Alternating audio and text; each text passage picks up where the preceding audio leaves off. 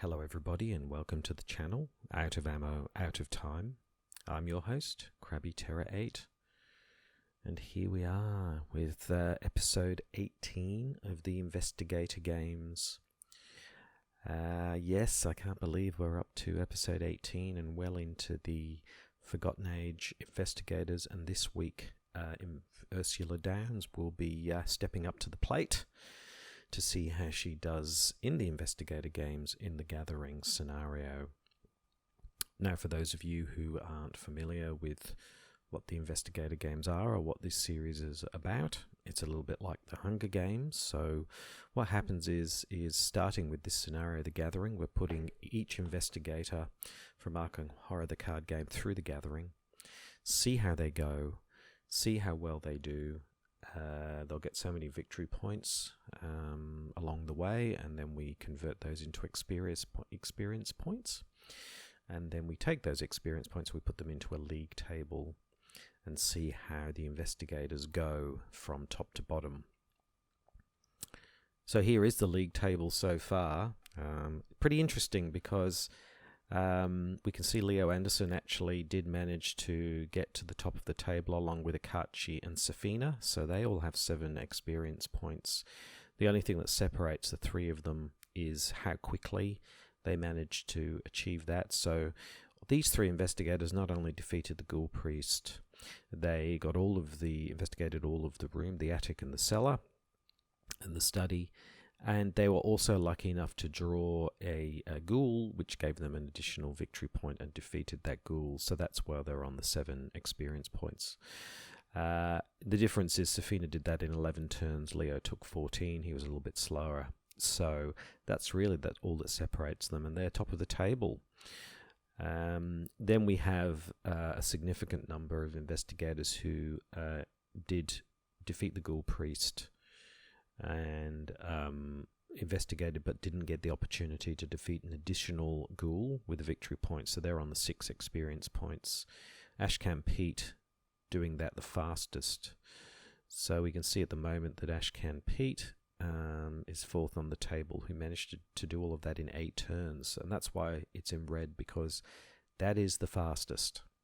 So for any investigator to get through this and get the 6 experience points and be better than Ashcan Pete, they're going to have to do this in quicker than 8 turns, which is pretty quick. So I suppose if anybody can do that, it's probably Ursula, but we'll talk about that in a second. And then all the way down the bottom there, we have some less successful investigators. Lola and Zoe and Jim struggled with the Gathering, ended up on 4 XP, and also took physical and mental trauma. Poor old Zoe took 2 mental trauma because of her weakness, which I think popped out at a very unfortunate time in the process. Not many resignations. I think at the moment only Daisy has resigned so far, and not many people have gained Lita Chandler, not many of the investigators, but Wendy did, Min did, and so did Rex. So yes, not many people have brought Lita Chandler on board. And we can see that's how the table is so far. So really, to get to the top of the table, you can be relatively slow as long as you kill both the Icy Ghoul and the Flesh Eater. That would get you 8 experience. If not, if you kill 1 extra ghoul with a victory point, you're going to have to do that in quicker than 11 turns. Those are really, so, if you manage to defeat 1 of those 2 ghouls and do that in 10 turns, you would also be top of the table. So, that's the league table so far. Interesting to see how Ursula goes this time. So I spoke to Ursula in the green room before we started, and very, very interesting investigator to talk to, very intelligent, very knowledgeable. We spent a significant amount of time talking about Mesoamerican civilizations, which I didn't know very much about at all, but obviously Ursula knows them well, and she actually said that for those who don't know a lot about it, like myself, the podcast Drawn to the Flame, which she said was particularly worth listening to. There's a card. In fact, the podcast is so successful that there's a card named after the podcast called Drawn to the Flame. Episode 69, Law of the Jungle, talks about different civilizations in the Americas, and also how that aligns with some Lovecraft stories. It's well worth a listen before starting the Forgotten Age, or even if you have done the Forgotten Age, just for that background. So I would, and Ursula did, recommend that one. That's episode 69. Nice. So we chatted about that. Also, there's something else. As we were talking through, we had quite a discussion, and Ursula started talking about, she's very passionate about the Me Too movement. She's really passionate about the idea that the investigator games is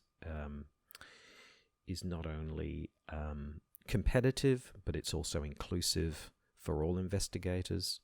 She said that's mainly the case, but she did call out that there are a couple of male sleazeballs. She's no allegation that there's been anything especially terrible has happened, but she did say that skids and wrecks are a bit sleazy, innuendo here and there, that kind of thing. So she did call them out for that, but she's delighted that female investigators have been particularly strong in the investigator games, with Safina and Akachi managing to top the table. So there you go. And also, interestingly, she said both the Ghoul Priest and Leader Chandler have been really good at ensuring that the investigator games is inclusive, that there's policies around diversity in the workplace. So they've both been good at that. And indeed, I didn't realise this, but the Ghoul Priest has been particularly strong on occupational health and safety issues around the investigator games. Want to ensure that everything's as safe for everyone involved, and I didn't realise that. So shout out to the Ghoul Priest and Leader Chandler from that perspective. So yeah, it'd be very interesting to chat to Leader. She also so Ursula, after the discussion, before she stepped into the arena, she left me with a stone tablet as a gift, as a nice little ornament for the green room. It's very nice, but it exudes this weird kind of glow. I hope that's all it does. But that's sitting. If you do happen to visit the green room for the investigator games, you'll see it sitting on the mantelpiece above the fireplace. So along with some artworks from Safina and various other bits and pieces. So green room is looking nice from that perspective. It's nice that the investigators are bringing little gifts along that are being put into the green room. I did speak to the Ghoul Priest and Leader just about Ursula. I think the Ghoul Priest, let's just say he's not afraid of Ursula, and fully expects he's going to take her down very easily. And likewise, Lita fully expects that Ursula, usually when the gathering is played, without fail almost, Lita nearly always expects Ursula to turn up and team up against the Ghoul Priest. And yes, so on that, let's have a look at Ursula and her deck. So I should say I've been actually spending quite a bit of time playing Ursula in the Forgotten Age. I really like her character as an investigator. Incredibly fast and efficient in terms of moving and investigating. So she's got pretty good stats in terms of, obviously, intellect and willpower and agility, but with an obvious weakness with only one fight. It means that she really isn't set up to fight anything of any consequence, which in this particular scenario is going to be a real problem, because part of the scenario is defeating the Ghoul Priest. So I've spent quite a bit of time thinking how this is all going to work with the starter deck that we've been given, and I'll talk about that in a second. The the thing is, she's very, very fast. I expect her to pick up clues and things, because if she moves to after she moves to a location, she gets an investigate action for free. So she can literally move and investigate all in one go, which is really makes things really, really fast. So there's no reason why Ursula can't hoover up all of the clues in the gathering very, very quickly. And indeed, if she gets her Elder Sign, not only does she get +1, but she gets to move to a connecting location, and then she gets to take the free action, as long as that's limit once per round. So just got to remember that she can't just keep doing that over and over again. But it's a very strong action, free action for gathering clues, and with a 4 intellect, she can hoover them up relatively quickly. So very strong from that perspective, but also a significant weakness as well. So traditionally, or when I've been taking Ursula through the Forgotten Age, it's very much about getting through it as fast as possible, and also then if the enemies do come along, it's about evasion rather than trying to fight them, because it's very difficult to do that. And indeed, that will be the case with Ursula here. I think we'll be looking to complete, and indeed when I spoke to her about this, she's looking to complete the gathering as quickly as possible, and get Leader Chandler on board. So here's her starter deck, which some starter decks are pretty balanced and pretty good. This starter deck is not. I'm not very happy with this starter deck, and the main reason is this starter deck is chock full of investigation benefits and things like, with things like the magnifying glass, the flashlight, 2 copies of the flashlight are in here, even a copy of perception. Now, that's all fine, but she already has a pretty high intellect, so it really is overcooked on those sorts of things. Whereas at the same time, in terms of any ability to fight with any kind of weapon, we're really left with 1 knife, and that's it. So even the deck itself really makes it very difficult to fight. And the problem with the gathering, of course, is that we have to defeat the Ghoul Priest. So the deck is not what I would call optimized, because it kind of plays to her strengths already with a lot of the cards, and doesn't really shore up her weaknesses, which is her inability to fight particularly well. So, for example, rather than 2 flashlights, for example, it would be better to have 2 copies of Mind Over Matter, for example, which allow you to use your intellect to fight. That would have been better. So that's an example of that. And 2 copies of the knife, because throwing the knife is really the only option when you're a 1 strength, would have also been really helpful as well. So yeah, that's a real problem with this particular deck. But we that's the hand we've been dealt, so to speak, and we need to deal with it. So just on that, just go through some of these key cards at the top. We drew Chronophobia as our basic weakness, which is really just a card that really kind of just costs you 2 actions and a horror. You just want to get rid of it. You don't want it hanging around. I can imagine actually in some decks like an Agnes kind of deck, this could actually have some benefits, but it's really just a tax on time. Talking about tax on time, Call of the Unknown is a little bit the same. If you get Call of the Unknown, you just choose a location other than your location, and then if you successfully locate that, investigate that location, then that's it. If you don't, it goes back into your deck. So that's really just a time thing. In terms of this scenario, that's not a big deal because there's not that many locations anyway, so relatively easy to cover off. Jake Williams is a reasonable ally to have on the board. He's like a special ability, if you like. if you move or investigate action you perform doesn't provoke an attack of opportunity, and importantly, if you reveal a location or put a new location into play, you get to draw a card. Those are quite nice. Benefits, but to be honest, the most important ally, as most of the time Seekers would consider Dr. Malign Christopher to be the one that we want, and indeed we really need Malign Christopher if we are going to properly defeat the Ghoul Priest. We need to Malign Christopher early in the scenario, hopefully in the opening deck, so we can build up enough resources that are then going to allow us to succeed later in the scenario. We also have the ally Ellie Horowitz, who allows you to search for a relic asset, attach that relic asset, and doesn't take up any slots. For this scenario, really, that's I mean, we're talking about either the Tooth of Etzli,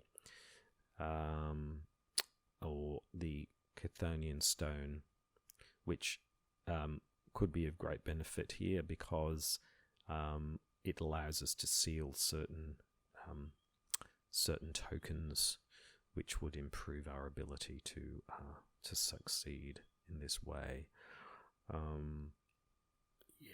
So there we go. But again, I'm not really, I'd really prefer Malign Christopher rather than Ellie Horowitz. Unearth the Ancients is also sort of a Ursula Dan's. It's not specific, but it's really one for her, which is really allowing you to put a relic card into play and draw a card. So, and the thing is, because we have that free investigate, this can be done very quickly and efficiently. So it allows you to get relics out relatively quickly if you've got lots of good relics. In this case, not really. We've got a couple, but it's not really, again, optimized for that.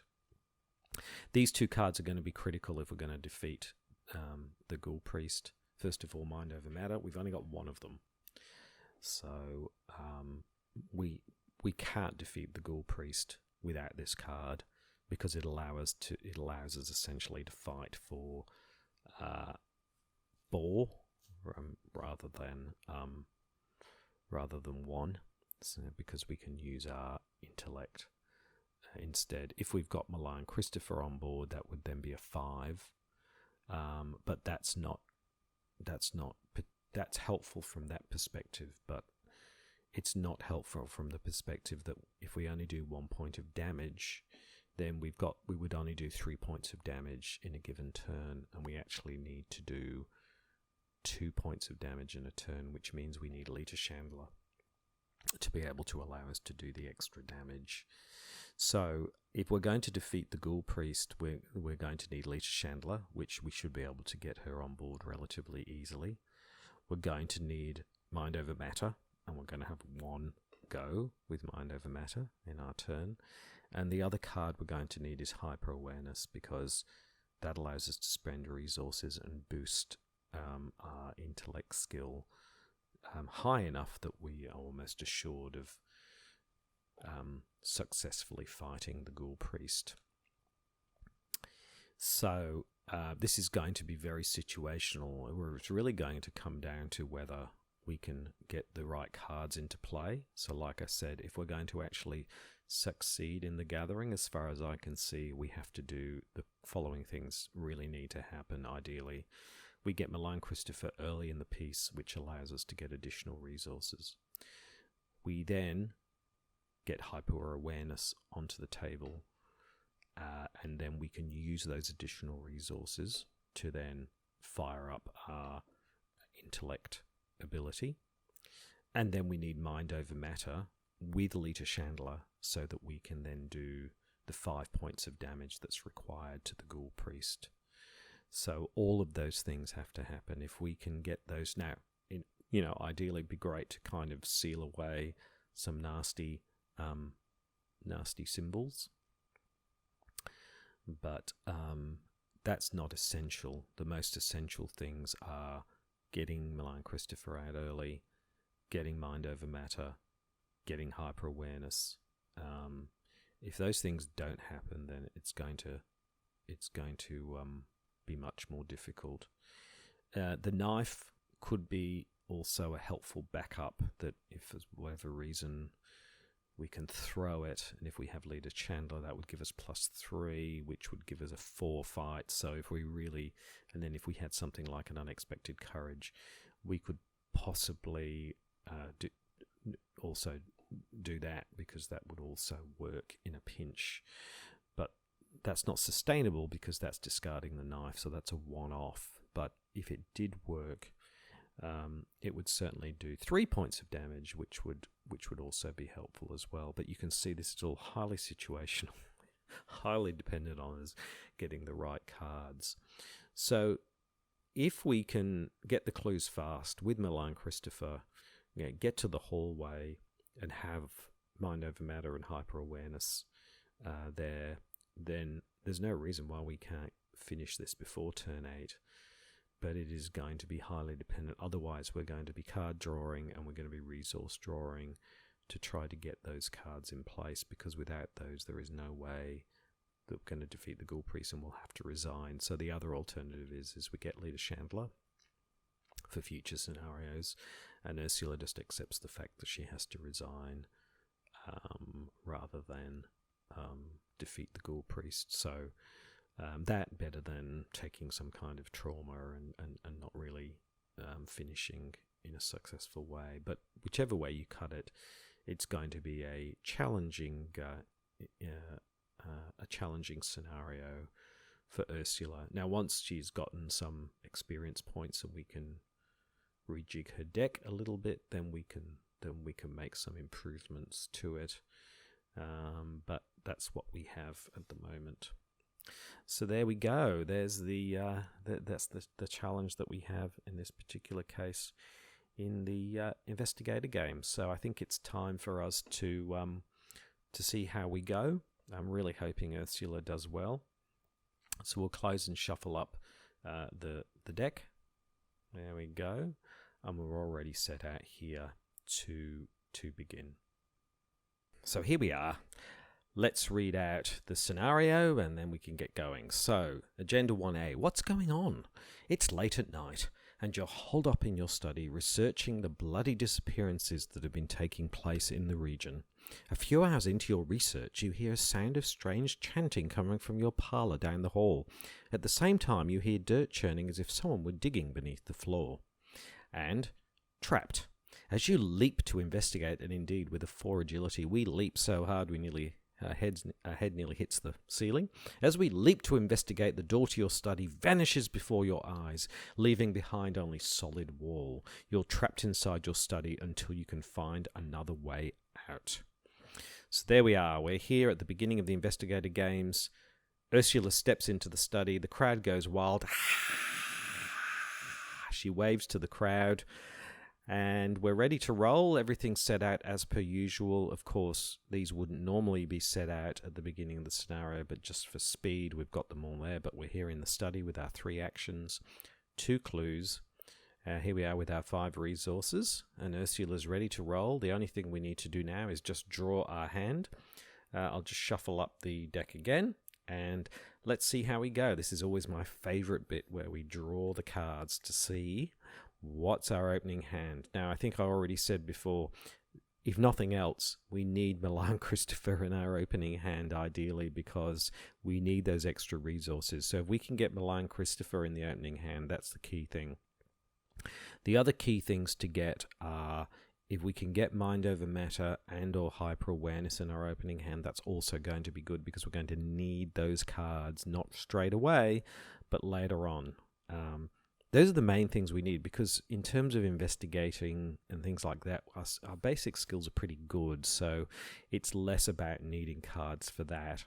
We're going to need some Unexpected Courages and things like that later, but right now that's what we really need. So let's see what we draw. So the first card we get is Guts. Yeah, I mean, Guts is a good card for when we get those treachery cards that can give us mental or physical damage, but not absolutely essential. The backpack, look, in this case the backpack is not hugely beneficial either. We already have pretty good agility, and it's not really item or supply cards that we need so much, so that's also not ideal. Unearth the Ancients is great to have the 2 intellect, but again, this is about getting relics on the table, so again, not great. 4th card is the Flashlight. Well, you know, Flashlight could be handy if we got down to the Cellar, where then it's a 4 versus a 4. So it could be handy, but not essential. And finally, Barricade. Yeah, Barricade has got 3 pips, so it's good for, it's a Nord event. It allows you to, non-elite enemies can't move to the attached location, so it can have some benefits, but again, none of these cards are really what I'm looking for, and I'm going to throw them all in. That was a very unfortunate draw, and let's draw a whole new set of cards. So the first card we get is the Magnifying Glass. Well, you know, having that on the table, getting +1 while investigating is handy. Second one is Emergency Cash. Well, extra resources if we have hyper awareness would be handy.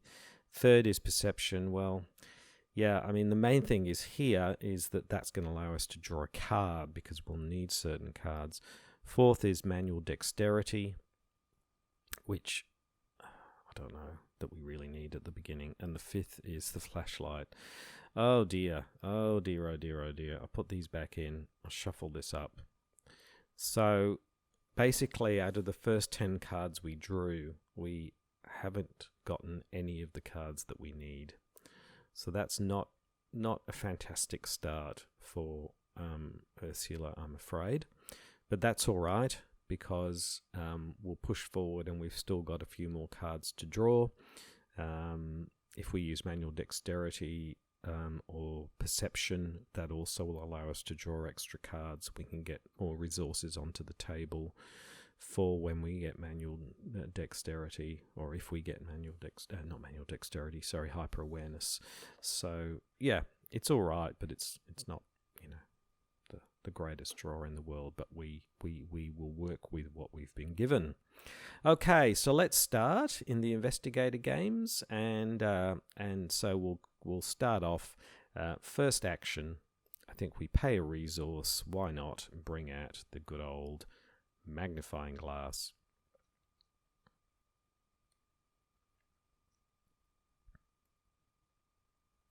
There we go. So the Magnifying Glass allows us to get +1 while we are investigating. Takes up a hand slot, which, yeah, is fine. So we bring out the Magnifying Glass. So now when we're investigating, we are now a 5. So, and we didn't really need it for the study necessarily, or the attic, but when we get to the cellar, that's going to be very nice that we have that. So if only we had Miller and Christopher with us, but anyway, we don't. So, so let's go ahead and investigate. Let's get these clues. So we've got 2 more turns, 2 more clues. So we'll just go ahead, our second action, and investigate. So +1 when investigating. So that's a 2 versus a 5. So a -3 or better. Chaos Bag gives us a -3. So there we go, we succeed. And let's go again. So for our third action, we will investigate again. And again, it's a 2 versus a 5. Chaos Bag says -4. So we don't succeed. Oh dear. Even the Chaos Bag is against us this time. So, yes. Okay, so we didn't succeed in getting the second clue. Ursula, just a little bit too frenzied in her search, missed the second clue. So there you go. There's our first investigation phase. So what did we do? We brought out the Magnifying Glass. We succeeded to get the first clue, but then we failed to get the second clue, and that's the end of our first turn. So a sort of a mixed bag there, really. So let's move on to the enemy phase, or Enema Phase, as I like to call it. And of course, there are no enemies to speak of, and let's hope this will be a scenario with relatively few enemies, because we're not really the fighting type. So we move into the Upkeep Phase, and we get the Research Librarian. So the research librarian allows us to search for a tome asset, which again is not is not. If we're a Daisy deck, that's really helpful. For an Ursula deck, not so much. So anyway, so that's what we get. So again, we're not really drawing the cards that we need, but anyway, that's the way it goes. So let's move into the first inaugural Mythos Phase, and one doom on the agenda, and we get to draw our first encounter card. This is the part that everybody who plays Arkham Horror, the card game, knows and loves. So let's see what we get in terms of an encounter card. And the first encounter card we get is a Ghoul minion. So I said, hopefully we won't get many creatures. And what did we get? A Ghoul minion. Yes, fantastic. Perfect. Not. Okay, so we get a Ghoul minion. That's all right. So,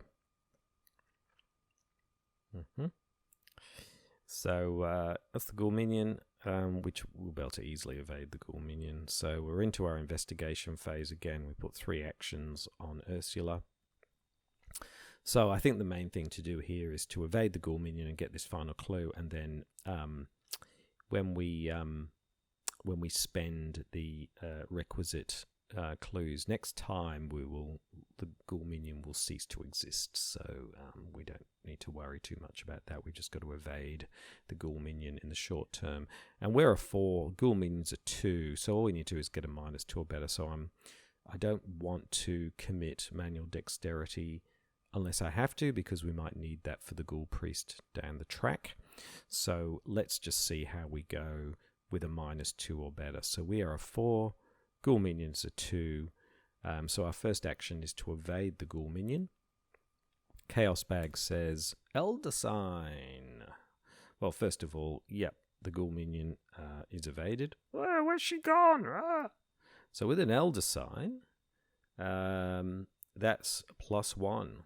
After this test ends, you may move to a connecting location. Now, normally that would be awesome, but actually there isn't a connecting location, so we won't be moving anywhere at the moment, because even though the others are on the table, the study is the only place that exists, so we won't be doing that. But anyway, we've evaded the Ghoul minion.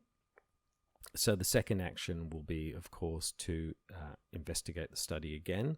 So a 2 versus a 5. So a -3 or better. Chaos Bag has -3. Well, right. We just made it. We just found it. So there we go. We've got both of the clues. Now, we're not going to spend the clues yet, because it's possible we could draw another Ghoul minion or something like a rat's. Better they're in the study and they all get killed when we move into the hallway next turn. So, or do we move now and get up to the attic as quickly as possible? I'm just wondering the best thing to do, because speed is of the essence. We've already wasted some time.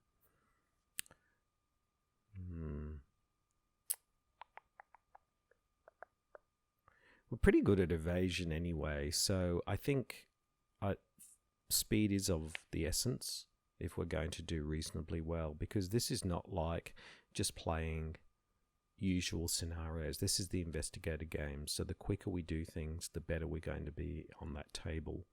So what I would say is, in this particular case, is that we actually are going to spend the clues and get out of the study now, because that just means we can just get ahead and do things that much faster. So we spend the 2 clues, which means we flip the act deck, and we get, you notice that the edges of your newly purchased rug are tattered and mud-stained. Finding this odd, you shift the furniture aside and pull back the rug. To your surprise, you see the door leading out of your study. You slowly turn the knob, and the door swings open, revealing your hallway below. You jump through the doorway, doing a double pike somersault, landing on your feet on the soft dirt. The door to the study slams shut above you. The smell of burning wood fills the narrow hall, intermingled with the scent of rot and decay. So put aside the hallway, cellar, attic, and parlour. Discard enemies in the study. Bye-bye. Indeed, discard the study and place the investigator in the hallway. So boing, we move to the hallway. The study disappears. We flip the study. Now, is that technically a move? I guess it's technically a move. So we could have, after you move to a location, take an investigation action.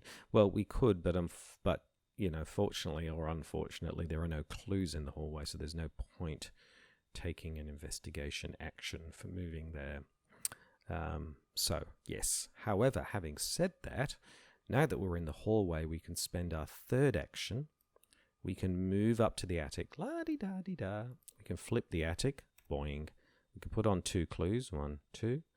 The bloody carcass of a malformed beast upsets us so much that we take a horror. The horror. There we go. We take a horror. And because we've moved again, we can now use this. So move to a location, take an investigate action. So we're going to do that. So it's a 1 versus a 5. So unless we auto fail, we're going to do it.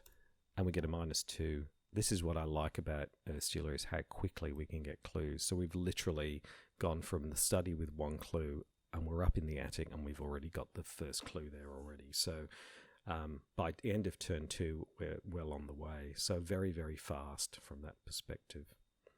So there we go. That was quite an action-packed... sorry, I forgot before I move forward. I should have deleted that and read the next bit. The barrier. A glowing barrier blocks the path to your parlour. As you race past to get to the attic, you notice the intense heat forcing you to back away. Quickly picking up a handful of dirt, you toss it at the barrier as you race up to the attic and watch in horror as the dirt incinerates. Perhaps there's something in the cellar or the attic that can help. I'm already in the attic. When the round ends, we can spend 3 clues and we can advance, which is the Ghoul Priest. So we won't be doing that till we're actually in a position that we feel like we can take on the Ghoul Priest, or at the very least evade the Ghoul Priest, get Leader Chandler, and maybe resign, or whatever we need to do to finish this scenario. But yes, so we had a very action-packed scenario there, action-packed round there. We evaded the Ghoul minion. We then... for our first action.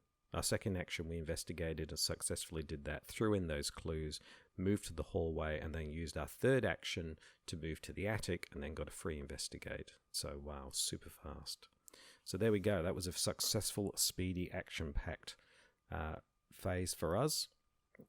We move into the Enema Phase, and there are no enemies to speak of because the poor Ghoul minion was sucked into... time and space somewhere when the study disappeared. So we're in the Upkeep Phase.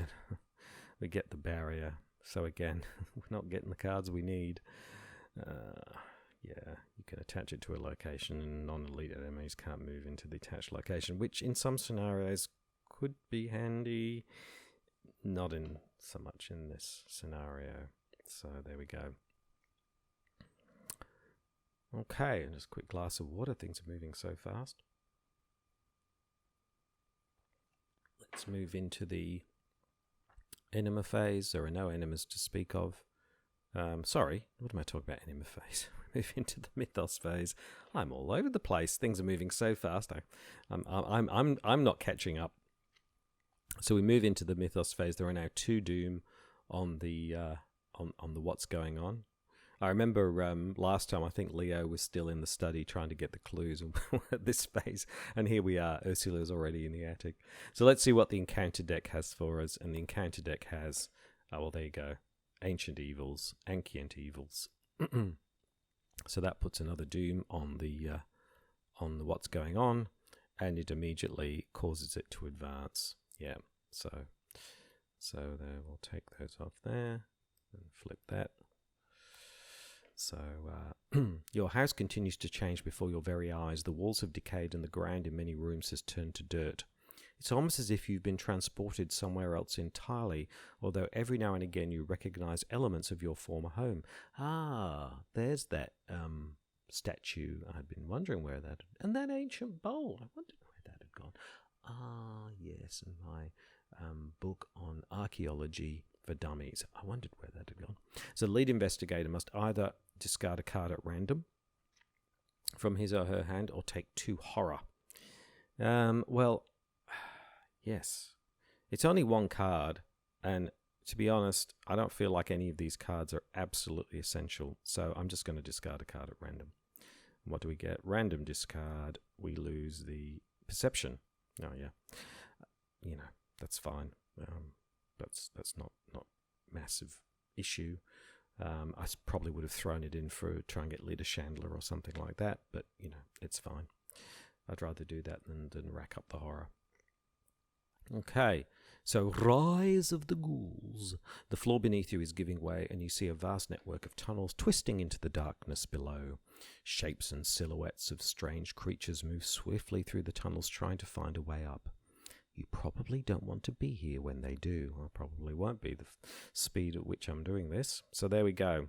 So we're up Rise of the Ghouls, 7 turns. We're on the barrier. Time for encounter card in the myth. Oh no, we did the encounter card this time. So I'm always really concerned that I'm going to miss it when I flip it, but of course in this case it was flipped by the encounter card, so we don't need to draw another one. That would be a double whammy that isn't necessary. So we'll move into the investigation phase. We have 3 actions on Ursula, and here we are in the attic. Yes. So, well, I guess the main thing to do is to get a move on, because what we'll do is if we can get a move on here, get back to the hallway, and then we can just spend time drawing cards and drawing resources to get ourselves set up. We'll have plenty of time to do that, so the quicker we get this finished, the better. So our first action will be investigate the attic, which, unless we auto-fail, we will succeed in. And we get a 0, so we succeed, as we thought we would. We'll put a damage on here to show we've got the victory point. Crowd goes wild. Ursula waves to the crowd, but she's not messing around. She's already running. She's literally running down the steps to the hallway. So second action, we'll move down to the hallway. And for our third action, I think we maximize, even though it would be good to get out the flashlight, the fact that we can get a free investigate every time we move means I'm just going to move, and then we can then bring out the flashlight next time, something like that. So move directly down to the cellar, donk, donk, donk, or in Ursula's case, donk, donk, donk, donk. Quickly flip the cellar, 2 clues, 1, 2. We're running down the stairs so fast we trip and fall. Ouch! And we take a damage. And because we moved, we can get a free, as we said, a free investigate action here in the cellar.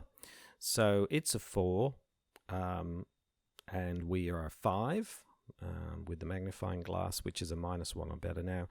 We could throw in the flashlight, but that feels a bit not a good idea, because I think we might want to use a flashlight, excuse me, even if we just use it to throw in next time. Let's just do a straight up 4 versus 5, so we need to get a -1 or better. So that was our third action, to move down into the cellar. We get our free investigate action, -1 or better. Chaos Bag says yes, that succeed. There are no ghoul enemies, so we immediately get another clue. So fantastic. So we another very action-packed phase. We started in the attic. We got the clue. We then moved to the hallway. Then we moved to the cellar and used our free investigate action and got one of the clues. So we only have 1 clue left to get.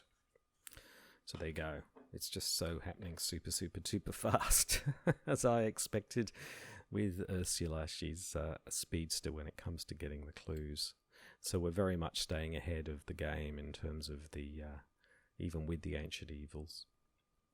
So that's the end of our phase. It's only turn 3 and we've nearly gotten all of the clues. So, wow. Yeah, super fast. So, enemy phase, there are no enemies to speak of. So we move into the upkeep phase and we draw guts. Okay. Yes. So again, not getting the cards that we need, but anyway, we've got time to do that. So let's move into the Mythos phase, the first doom on the Rise of the Ghouls, and it's time to see what the encounter deck has for us, and the encounter deck has another Ghoul minion. They are flavour of the month here in the Investigator games today, so we get another Ghoul minion. Yes. No big deal. We're going to be out of here before we know it. So, yep, that's the end of the Mythos phase. So we move into the investigation phase.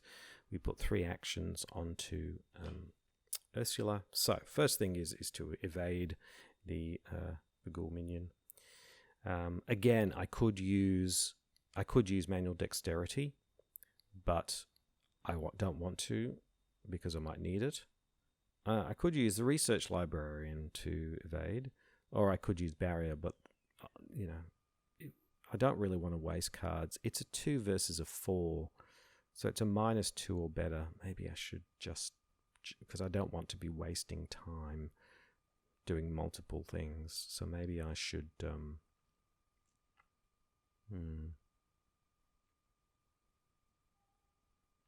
1, 2, 3, 4, 5, 6. Let's see, because we might be able to evade it. So if we don't, then we will throw in the research librarian. So let's just see how we go with a straight up evasion. So it's a 2 versus a 4, so it's a -2 or better. Chaos Bag gives us a -4, so we failed at that. So it's just as well we didn't commit cards, because we would have failed anyway, but I am going to commit a card this time. I'm going to put in the research librarian, so that's a 5 versus a 2, so a -3 or better. Chaos Bag, oh, not a -4 again, you are kidding me. Oh my goodness.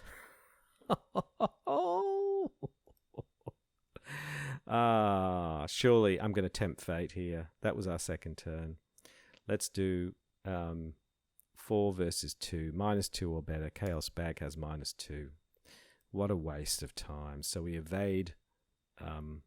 We eventually evade the Ghoul minion, but that was really terrible. 2 draws of -4 from the Chaos Bag. So that was very, very unfortunate. But anyway, that's the way that it goes. So that's a wasted go. So that was a very frustrating round for Ursula. The Ghoul minion appeared, and we literally failed to evade twice. Only on the 3rd turn did we manage to evade. Enemy phase, there is an enemy to speak of, but he can't find Ursula. Where's she gone? She's here somewhere in the cellar. So, yeah. Upkeep phase, we get another flashlight. We really aren't getting the cards that we need. But anyway, we will keep on keeping on.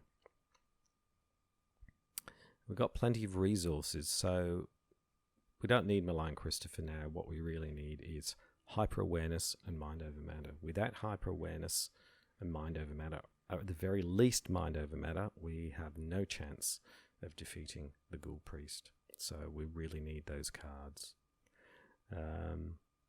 So that was the upkeep phase. So we'll move into the Mythos phase, 2 Doom on Rise of the Ghouls. Let's see what the encounter deck has for us. Let's hope it's not another creature. And we get something a bit different. We get Grasping Hands. Grasping Hands. Okay. So it's a 3, and we are a 4. And if we fail, we take damage. So the question is, do we commit something to it? Because if we...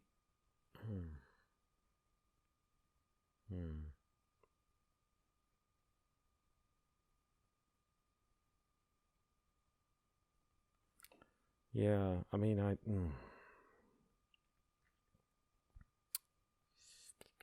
what do we do here? Because manual dexterity makes sure it's a 6 versus 4 against the Ghoul Priest, but we do have this here, the barricade, which would give us 5 versus 3. I think I'm going to put this in. So barricade, 5 versus, so we're committing this. It's a 5 versus a 3. Chaos Bag says 0. So there you go. We didn't need to anyway, but there you go. All right. Okay. So there we go. We're managing to avoid taking any damage there. And I'm thinking again about the Ghoul Priest, because whilst we could have taken some damage, if the Ghoul Priest, we fail to evade him or whatever it might be, he has retaliate. So we don't want to be too weak when that time comes, particularly if we need to evade him to then get to lead a Chandler. We want to make sure that we're in a good place to do that. Okay, so that was the Mythos phase. We move into the investigation phase. 3 actions on Ursula, and the first action is, yes, we're going to evade this ghoul minion. I'm going to tempt fade again, 2 versus 4, -2 or better. Chaos Bag has -2, so we evade the ghoul minion. Oh, where's she gone again? She's always disappearing. There we go. The next thing to do is to investigate the cellar, which is a 4, and we are a 5. I'm going to throw in one of these flashlights, which gives us a 6 versus a 4. See how we go. -2 or better in the cellar. Chaos Bag has 0. So there you go. We succeed. We get the clue. That was our second action. There we go. We have, oh, not the damage. Don't put damage on there. We'll put the doom.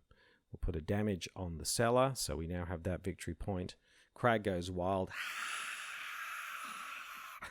Ghoul minion's looking around saying, what's going on? Where is she? So there we go. And then for our third action, we will move into the hallway. Yeah, we'll get out of the cellar, move into the hallway. Now, we could take a free investigate action, but there's nothing to investigate, so no point doing that. So there we are. That was a more successful round than last time. We evaded the ghoul minion. We got the final clue in the cellar, and then we moved out of the cellar to evade the ghoul minion, to avoid and evade the ghoul minion moving forward. So yes, here we are. We are in the hallway. There's only 2 doom on Rise of the Ghouls. We've got some of the cards that we need, but what we really need to focus on, we don't need resources. We're reasonably resource rich, but what we're missing is hyper awareness and mind over matter. So without those 2 cards, it's going to be very difficult for us to take on the Ghoul Priest at all, as we said. So that's what we really need to focus on next time. Okay, so we move into the enemy phase, and the ghoul minion is still searching for us, can't find us. Upkeep phase. Oh, yes. Hyper awareness has arrived. That's one of them. Fantastic. So that's going to make things a lot better.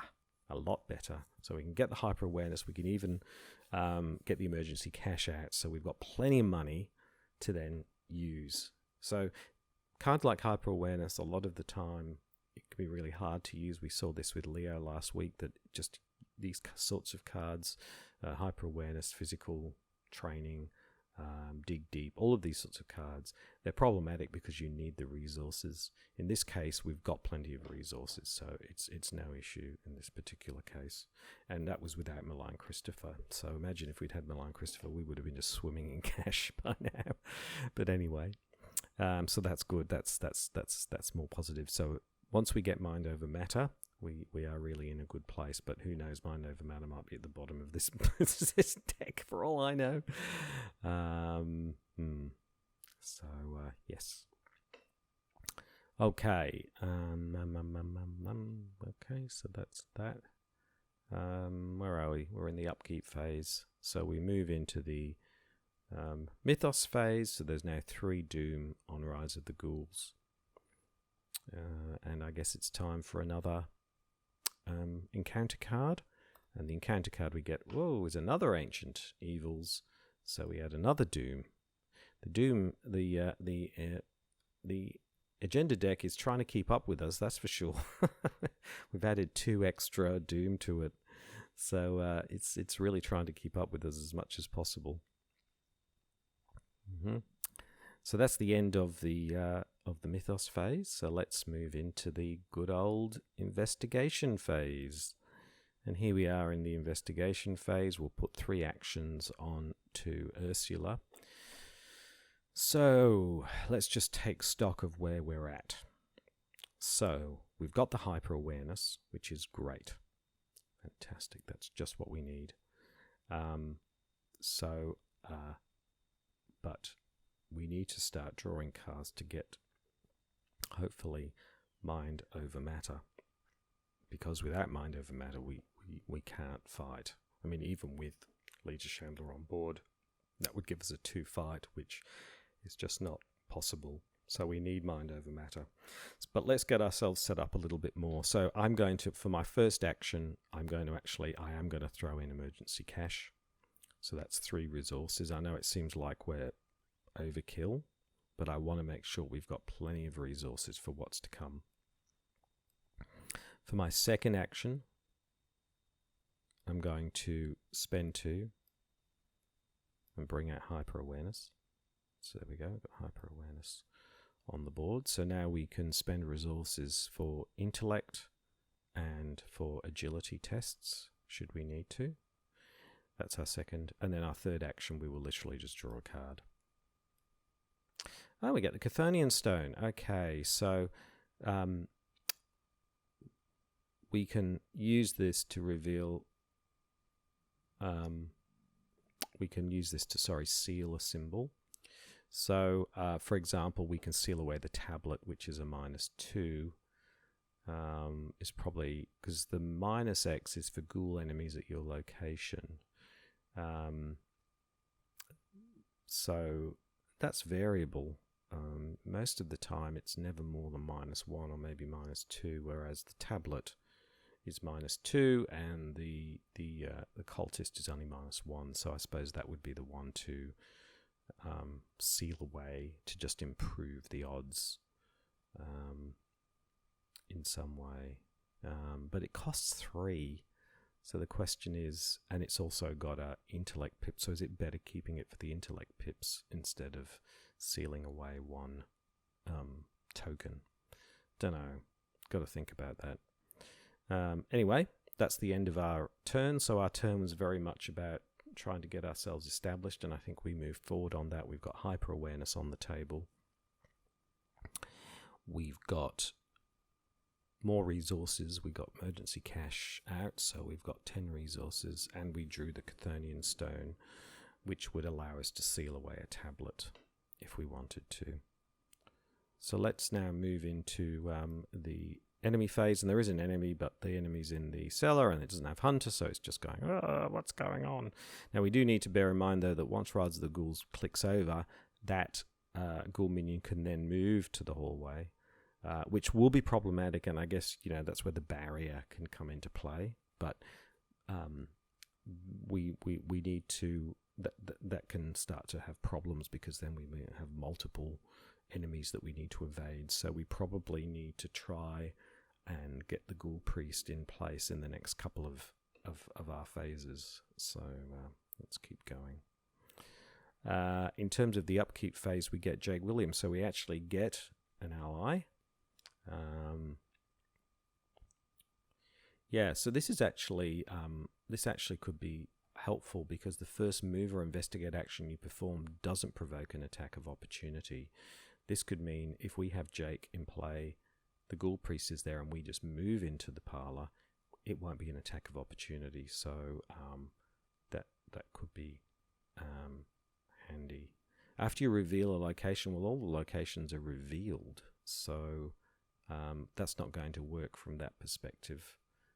So maybe his pips are maybe better than actually having him on the table, because whilst it's not a provokes an attack of opportunity, I suppose that has some benefit, but his double pips can also be helpful as well. So I'm not sure whether it's better to play him or it's better to use him for the pips, because once Leader Chandler's on board, he's going anyway. So yeah, not sure about that.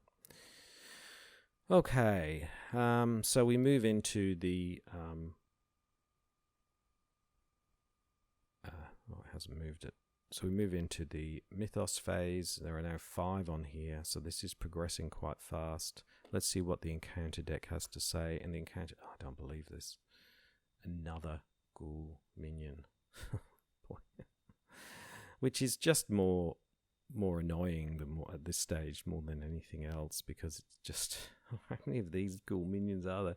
Because we want to, without mind over matter, it's going to be move and resign, to be honest. Because we're just, we could literally do that. We could, because we could be waiting turn after turn after turn, whereas if we bring in Jake Williams, if we evade, we bring the Ghoul Priest.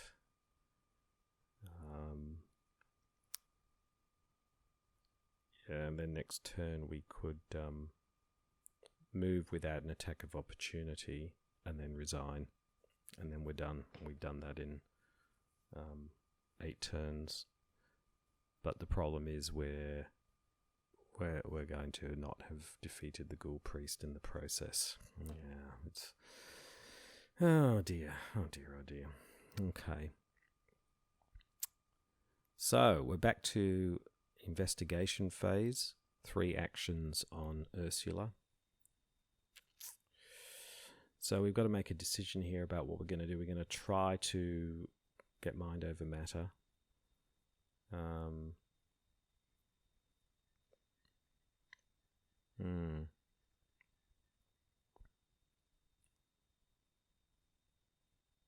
I think we do need Jake on the table, because what we will probably aim to do is, even if the Ghoul Priest is there, we can then evade one and then move and bring the other one with us, or something like that. Yes. But anyway, first thing we're going to do is we're going to evade this Ghoul minion. So it's a 2 versus a 4, so we need a -2 or better. Chaos Bag gives us a -2.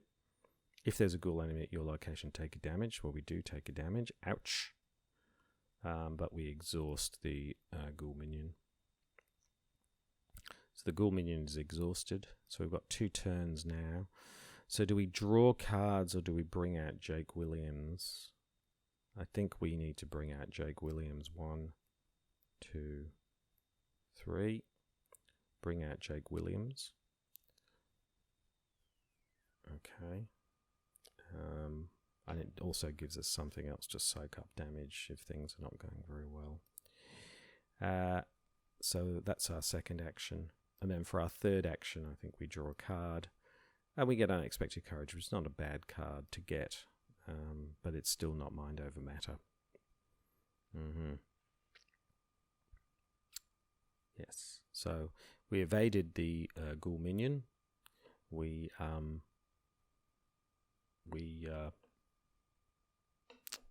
brought out Jake Williams, and then for our third action, we drew a card and we got Unexpected Courage. Okay, so that's our turn. Still no mind over matter, which means it's a little bit challenging. See, even if we won with Leader Chandler 2, 3, 4, nah, it's just not ideal at all. So that's the end of our turn. So we move into the enemy phase. Enemies can't do anything. They're exhausted or in another room. So we move into the upkeep phase and we get the old Book of Law. So actually thinking about it, maybe we would have been better to have brought out the librarian and use the old Book of Law to try and find mind over matter. That probably might have been a better strategy. I didn't think about that. that might have helped us find the card that we're looking for. The problem we have now is we've now got 2 ghoul minions. So we could still use it for that. It's just that time is running out to do that. So yeah, that's because that might be a way of getting it. Yes, I wonder, what's it say here? If we move, just not, yeah, no, reveal all locations are revealed. So except the parlor isn't revealed. So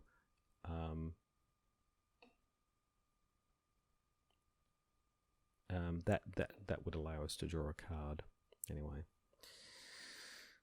So there we go. That's the upkeep phase. So we have a decision here. We could now bring out the Ghoul Priest. What we would then be looking to do would be to literally evade and move. So that would be one way of but the problem is that I don't feel like we're in a position to do that. Now next go is go 6, so I still feel we've got some time. I mean, go 6, then and then the go after that is when it will flip, and then we get more ghouls. So what's the danger is that we end up getting we'll get overwhelmed with ghouls even without the Ghoul Priest. So it's whether we can find that mind over matter. So I think we give ourselves another go to try to find mind over matter, but it's a little bit on the slow side because the old Book of Law, you've got to pay for it, you've got to bring it out, so that's one turn. So we'll be evading the Ghoul Priest, then we'd bring this out, and then we would draw 3 cards, which, you know, but then we could draw 2 cards. So it's like, well, is it really that much of a benefit? I don't think it is, actually, when I think about it, because we can pretty much draw 2 cards anyway. So I think we give it another try, and I think if we don't get mind over matter in the next turn, then I think we trigger the Ghoul Priest, and then I think we're looking at some kind of a resignation situation. Okay, so that was the upkeep phase.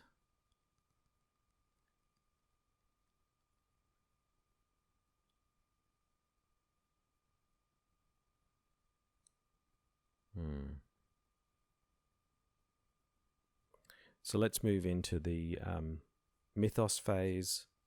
There's now 6 on here. And it's time to see what the encounter deck has for us. And the encounter deck has Rotting Remains. So we get a Rotting Remains. It's a test 3. For each point you fail by, take a horror. So let's, we are a 3 as well, but I want to throw this in because it's actually, if you succeed, you draw a card. Look, might as well throw in the old Book of Law as well. So that's 3. So that gives us a 6 versus a 3. So a -3 or better. Chaos Bag gives us 0. So there we go. So we succeed, and we draw a card. And we get Tooth of Etzli. Man, mind over matter is not going to happen at the moment. All right, so there we go. So that was the end of the Mythos phase. So we move into the did it move into the investigation phase? So we get 3 actions. 1, 2, 3. Okay, so this is the last chance saloon. First thing we do is evade this ghoul minion. So that's a 2 versus a 4. So that's a -2 or better. Chaos Bag has -1, so we succeed in evading the ghoul minion again. And now we've got 2 goes. So we draw 2 cards. That's what I'm going to do. So first card we draw is the backpack. And the second card we draw is the medical texts. Oh, which has a fight bib on it. So there we go. Mind over matter is not going to happen. So we are going to trigger the Ghoul Priest because otherwise, I think this is going to end very badly for poor old Ursula. So yes, so that was our turn. We drew 2 more cards. There we go. So move into the enemy phase. Enemies can't do anything to us.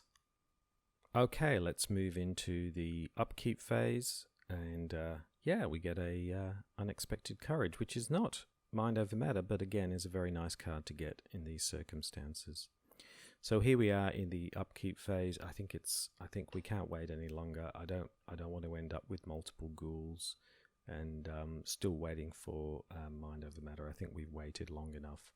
So let's put in the 3. We put in the 3 actions, which means we flip this.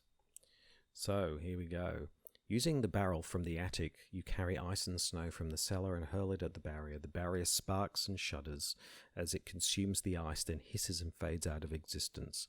The barrier blocking the passage into the parlour has vanished. Reveal the parlour. So that's revealed. And indeed, after you reveal a location or put a new location into play, exhaust Jake Williams and draw a card. So we do that. Ellie Horowitz. Yeah, and spawn the set-aside Ghoul Priest in the hallway. Leader Chandler goes here. Oh, come over here, Ursula. Let's bash these ghouls together. Oh yes. And Ghoul Priest appears. Oh, you are so dead, Ursula. You are gone. So there we go. I should put this in the threat area as well. So we have 2 ghouls in our threat area. Yes. Okay. So there we go. We're here. 2 ghouls in the threat area, which means skulls are now -2. So we've got to remember that, because that we've got to account for that in that way. Okay. So, what have you done? A woman with a torch stands in your parlour, a glimmer of hatred in her eyes. What have you done to my barrier? She screams, furious. Before you can answer, a ghastly wail sounds behind you, and a creature wearing robes and a deer skull mask tears through the wall, advancing towards you. If the Ghoul Priest is defeated, advance. There we go. Okay, so that's the end of the upkeep phase. Let's move into the Mythos phase. So Mythos phase, whoop. There we go, there's the 7, so this now flips. It's all happening now.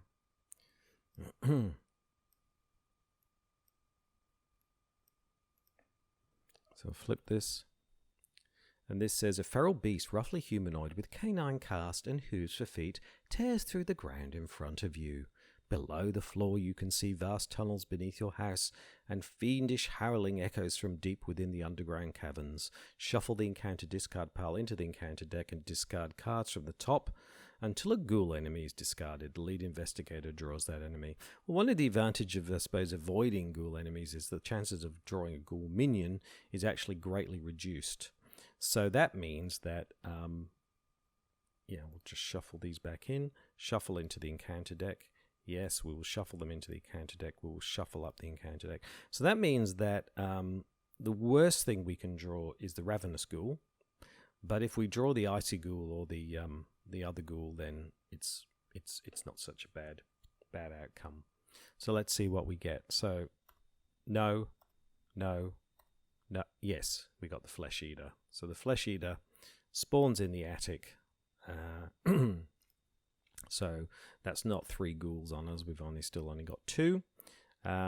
So yeah, we draw that enemy and that spawns in the attic. So they're getting out. You hear a crazed howl outside, and suddenly all the creatures turn their attention to that sound.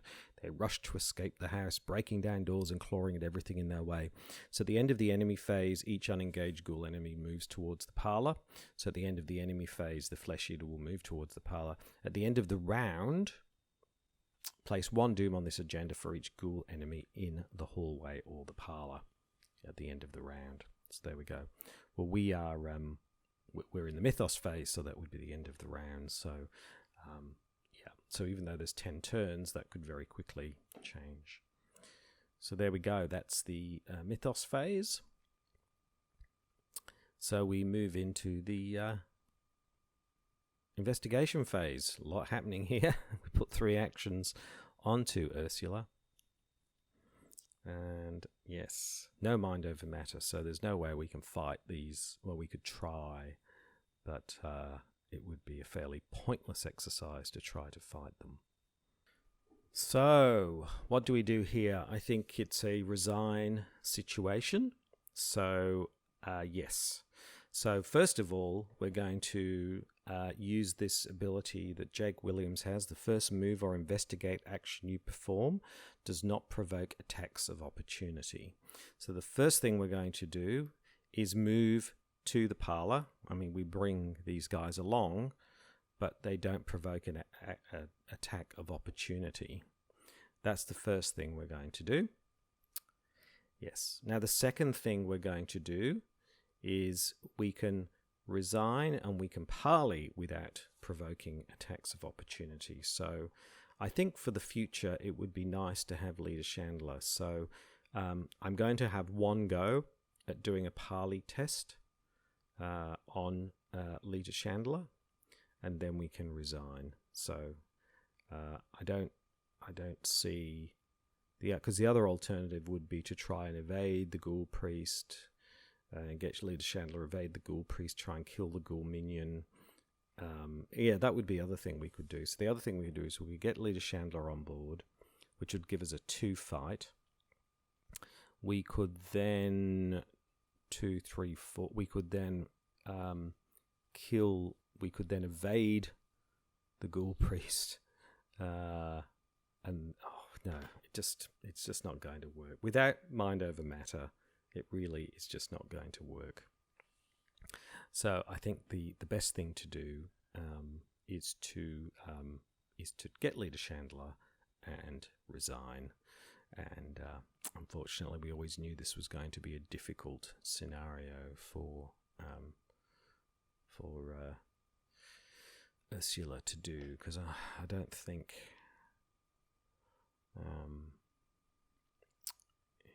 I mean, we could evade the Ghoul Priest, and we could evade these 2 to try to. That would be the other thing to do, is we've moved. We could look to, instead of getting Leader Chandler on board, is to evade the Ghoul Priest, draw a card, and if that succeeds, then look to evade the Ghoul minion. Because then that would give us another turn to, or we could evade the Ghoul Priest, get Leader Chandler on board, take the hit from the Ghoul minion, and give one last try to get mind over matter, and then if it doesn't come up, then we just resign. Maybe that's the thing to do. Maybe we should give it one last try to see whether we can get, because if we do get mind over matter, I think we will probably be set up to it. You know, it might be worthwhile at least trying to do that. So and we can draw a card for using this card if we don't successfully evade the Ghoul Priest, then I think then it's a scenario where we just resign. So maybe that's worthwhile doing. Yeah, so let's give that a go. Why don't we do that? Might as well. I mean, it's not going to. I mean, it'll mean an extra turn, but you know, why not? We've made it this far. So we moved in thanks to Jake. Without an attack of opportunity. So the next thing we're going to do for our second action, and so we've got a free investigate action, but there is no investigation to do. So the second thing to do, this is what we're going to do now, is we're going to try and evade the Ghoul Priest. So the Ghoul Priest is a 4, we're a 6. Might as well throw in the backpack, there's no point keeping the backpack. So that gives us a 7. That gives us 7 versus a 4. So let's see if we evade the Ghoul Priest. Chaos Bag says -1, So we succeed in evading the Ghoul Priest. Where's she gone? Oh, there's Jake. Where's she gone? So there we go. We evade the Ghoul Priest, and indeed we draw a card. So what do we draw? Call of the Unknown. Put Caller into your threat area at the beginning of your turn. Okay, well, it's going to stay there for a little while, so that wasn't quite the card that we wanted.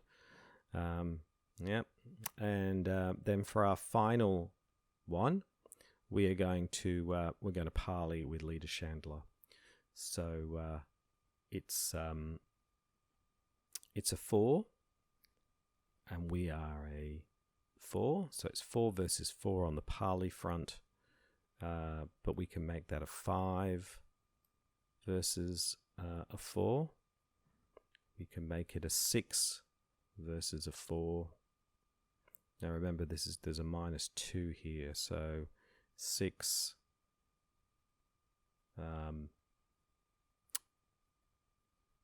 Yeah, we might as well make it an 8 versus a 4. So there we go, 8 versus 4 to get Leader Chandler on board. Chaos Bag says, yes, we succeed. So we succeed in getting Leader Chandler. So unfortunately, Jake has to go. Bye-bye, Jake.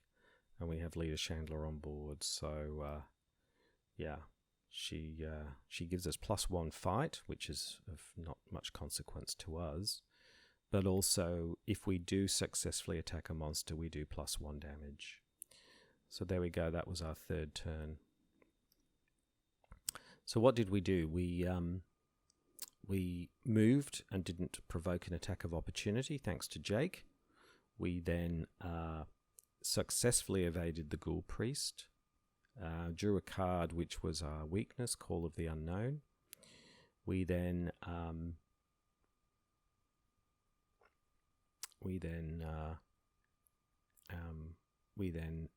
parleyed, and we got Leader Chandler on board. So we have her, and we'll have her in the deck when we do Midnight Masks. So that's a nice addition. So there we go. That's the end of our turn. So we move into the enemy phase. Now a couple of things happen in the enemy phase. The first thing is we take damage here from the Ghoul minion, one of each. So Leader Chandler could take those. So horror and damage. So she takes those. Ow, you naughty Ghoul minion. So does some damage to her. The next thing is that at the end of the enemy phase, each unengaged Ghoul enemy moves 1 location towards the parlor. So that's there and there. So there are now 2 additional Ghouls moving towards the parlor into the hallway. So there we go. So that's the enemy phase. We move into the upkeep phase, and we get Dr. Malign Christopher. So no mind over matter. So I can tell you now, we will be resigning. Yes. So that was our upkeep phase. Now and then it's the end of the round. So at the end of the round, 1 doom on this agenda for each Ghoul enemy in the hallway. So that adds 2 doom. Not damage. 2 doom. Yeah. Okay. All right. So, yes, that's the end of the upkeep phase. So we move into the next Mythos phase. There are 3 doom on here. See what the encounter deck has. And the encounter deck has... Crypt Chill. Well, we don't need the magnifying glass anymore, so it's no big deal. So test 4 versus 3. We might as well throw these in. Why not? So that gives us 5 versus 4. Do we make it a 7 versus 4? No. So it's a 5 versus 4. Chaos Bag says -2, so we fail. Yeah. So it's a failure. So we lose the magnifying glass. No biggie. Okay. That's the end of the that's the end of the Mythos Phase. So we move into the investigation phase. We put 3 actions onto Ursula. And so here we are. We're in a situation where we have 2 mint ghouls on a... Oh, and hold on. At the beginning of your turn, choose a location other than your location. If you did not successfully investigate this chosen, take 2 horror. Okay. Well, we'll just put it on the, I don't know, the attic, whatever, because we're not going to do it. So there you go. So there we go. So here we are with 3 actions. We've got 2 ghouls engaged with us, which we could seek to evade. So we could seek to fight them first of all. So we could probably take out the ghoul minion. Probably it's a 2. We are a 2, and then we could throw in this to make it a 4. So we could probably kill the ghoul minion, but then we would then need to evade the Ghoul Priest, which we could probably do if we threw in some resources. And that would give us 1 turn, which we could use that turn to maybe draw mind over matter. Maybe. I doubt, what are the odds? Fairly low, 1 in 12, so less than a 10% chance. No, not less than. So about less than a 10% chance that we would draw the card that we need.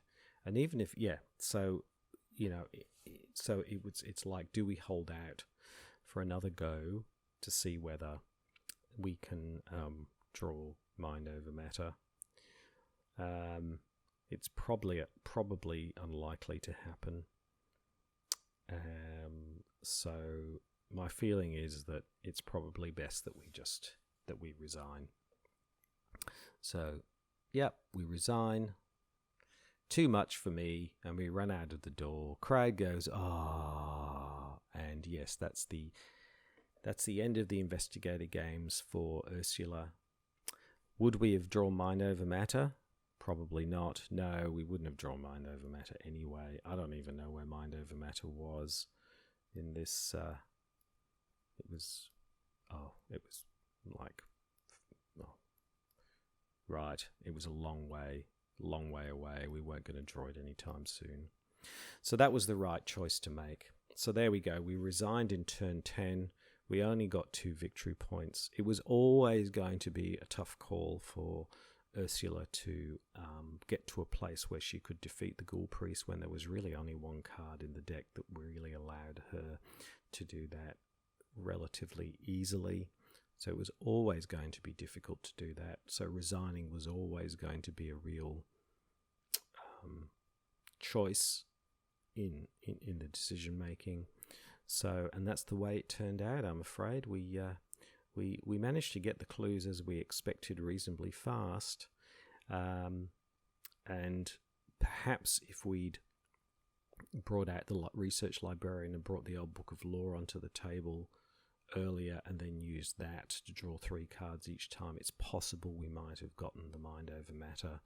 So that may have made a difference, because that would have been drawing and shuffling, but there was still no guarantee that it would have come up under those circumstances either. So that's the only thing we could have, Ursula could have perhaps done differently.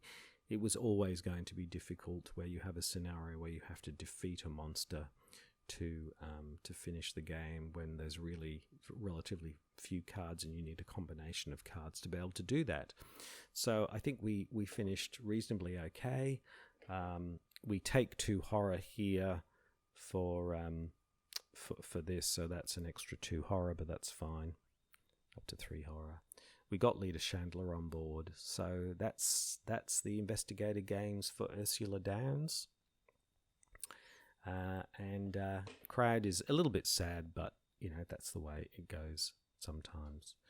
So next time will be the opportunity of the Forgotten Age investigator rogue Finn Edwards to step up to the plate and see how he goes in this particular scenario. hopefully he'll do a little bit better than Ursula. Yeah, the league table with Ursula on there will be available after this at the end of the video. So please like, subscribe, and comment. I really do appreciate it. Thank you very much for watching, and I will see you next time. Goodbye.